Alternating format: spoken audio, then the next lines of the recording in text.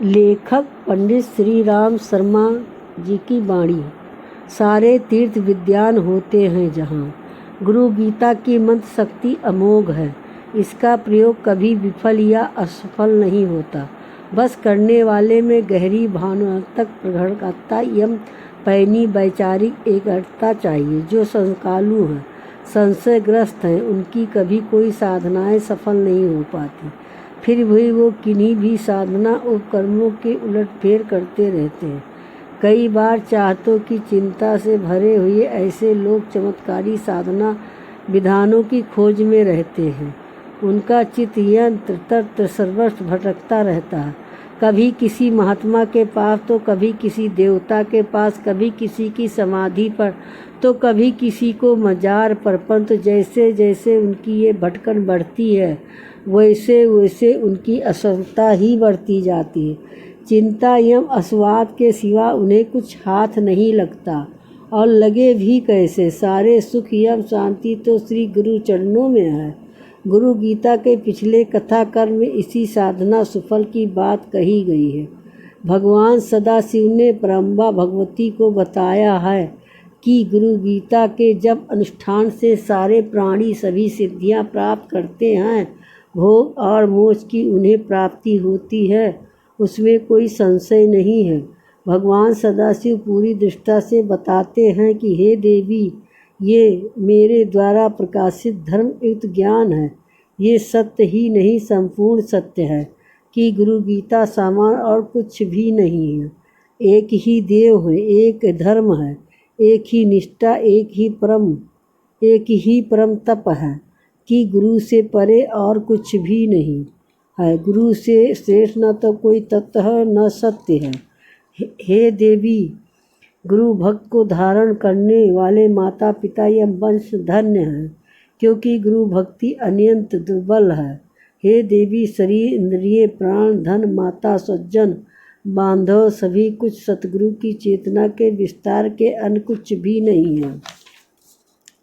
इस गुरु भक्ति कथा के आयाम बताते हैं भगवान भोलेनाथ कहते हैं, हे महादेवी, सतगुरु के संतोष मात्र से करोड़ों जन्मों के जप तप एवं व्रत आदि क्रियाएं सफल हो जाती हैं।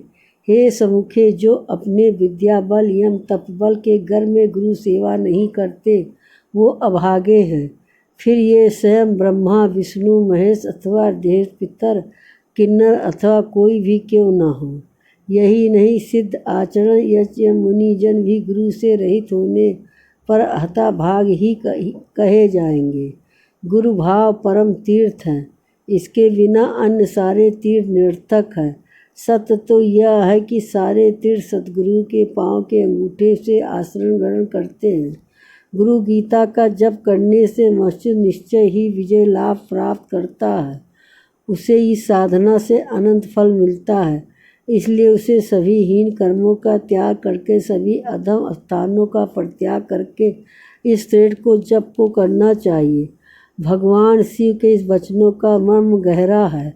वो प्रभु कहते हैं, गुरु गीता निश्चित ही सुफल देती है, परंतु इसके लिए हम हीन कर्म एवं अधम स्थान का त्याग करना पड़ेगा। हीन कर्मों का परिचय तो शायद सभी को है। जो कर्म दूसरे को पीड़ा पहुँचाए, जिसमें देश दुर्भावना बढ़े, अथवा जो केवल स्वार्थ एवं अहं के वशीभूत हो किया जाए, वो कर्महीन होगा।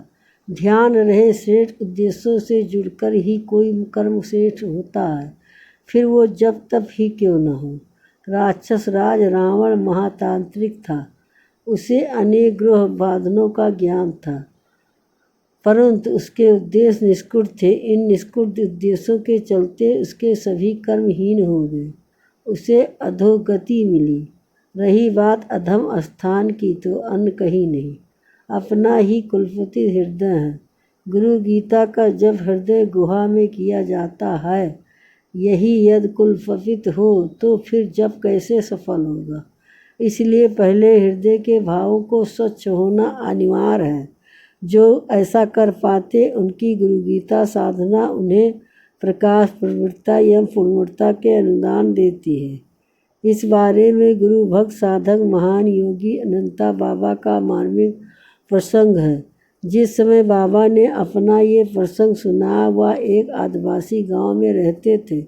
आदिवासी उन्हें अपने देवता मानकर पूजते थे, श्रद्धा करते थे। बाबा उनके लिए माता पिता या भगवान थे। बाबा भी अनेक ग्रामवासियों का ध्यान अपने बच्चों की तरह रखते थे। बहुत पढ़े लिखे न होने पर भी उन्होंने इन भोले गांववासियों को शिक्षा का संस्कार देने की कोशिश की थी।